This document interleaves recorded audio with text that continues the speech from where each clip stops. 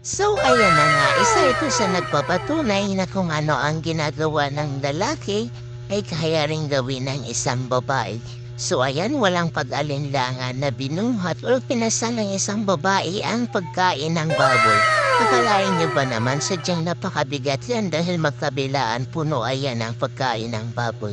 Pero kailangan din na bago mo siya pasanin ay alam mo kung paano mo siya ibabalance dahil kung hindi mo rin pa alam kung paano i-balance, hindi ka rin makakalakad ng maayos. Ikaw ay uurong at susulong. So medyo mahirap din gawin. Pero eto, tignan nyo naman parang wala man lang kabigat-bigat ang kanyang nararamdaman at diretso-diretso lang din siya sa paglalatad. Hindi man lang nagawang huminto muna at sadyang medyo may kalayuan din yung kulungan ng baboy kung saan din yung bahay naroon.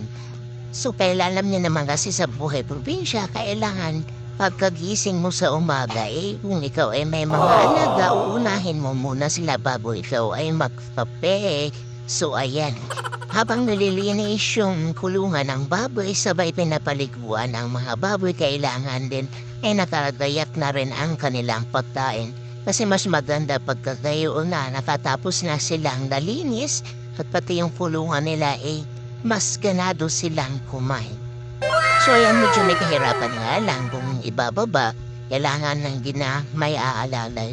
Kalain niyo ba naman isang babae na buhat ng dalawang banding punong-puno ng pagkain ng baboy.